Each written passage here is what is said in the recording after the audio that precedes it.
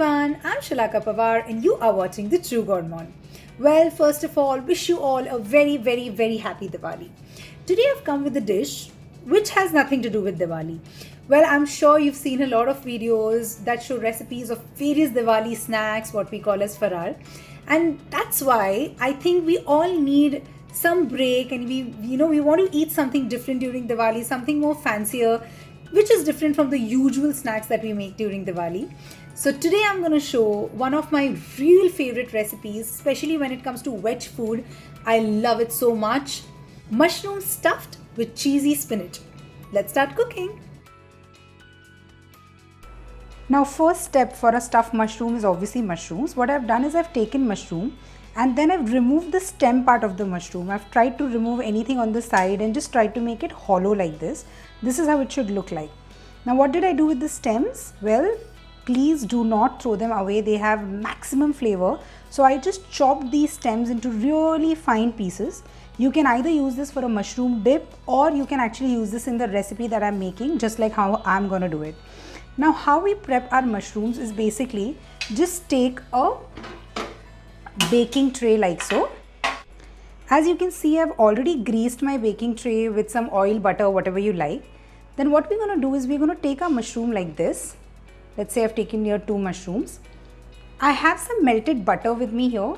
All I'm going to do is just take this melted butter and grease my mushrooms also with the melted butter. We want a nice buttery flavor for our mushrooms.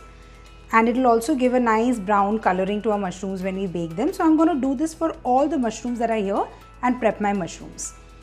Now that I've prepped all these mushrooms, I'm going to move on to the next step, that is stuffing. So I've taken a nice pan here and in this pan, I'll add a bit of oil, very little oil, because we actually want to make this in butter. So this is butter.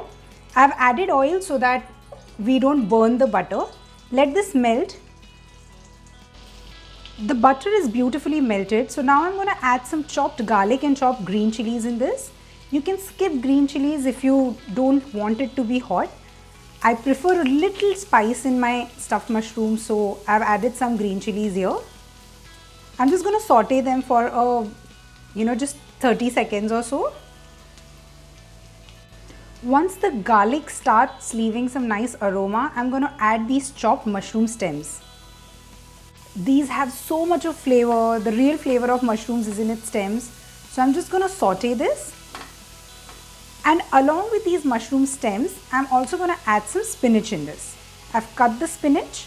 Mushroom and spinach will start wilting in a couple of minutes. So we'll just saute this till it starts wilting a little bit. Now that this is wilted, I'm going to add some boiled corn in this.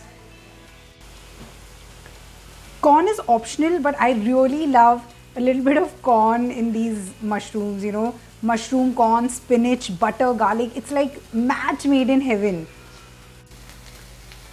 Now all this while I was sauteing this on high heat, so I'm going to reduce the heat a little bit for some time. And then I'll add a little bit of salt as per taste, some pepper, little bit of red chili flakes, again optional, depends on how hot and spicy you want it, some oregano. And then again saute it well. Now you can also add some hot sauce like a chili sauce or Tabasco sauce, completely dependent on how you want to have these stuffed mushrooms. I make it mildly spiced, not a lot spicy because it tastes really good that way. Plus we want the butter garlic flavor to be the hero and not the spice. So I'm just going to saute this for a couple of minutes and then I'll let this mixture cool for some time before I add the final and the best ingredient to this. The mixture is now cooled down a little bit. Now is the time for my favorite ingredient, cheese. Well, I'm adding the regular processed cheese in this, but if you have mozzarella cheese, do add mozzarella. If you have some Parmesan Reggiano, add that as well. But one thing's for sure, don't put less cheese. We want to make our mushrooms cheesy and nice, so have lots of cheese in it. It tastes really good. So I'm just going to mix this really well. Our mixture is pretty much ready. All we have to do is now put this mixture in the mushrooms that we've prepared. Now you can fill in these mushrooms just by using a spoon or your hand. I usually use a piping bag, it's just easier for me. So I'm just going to show you how I fill these mushrooms. Let's take this one. Just going to put this here and fill it. This is amazing. And just make sure that you fill your mushrooms completely. Yeah, do not leave any space in here. Fill them, stuff them really well.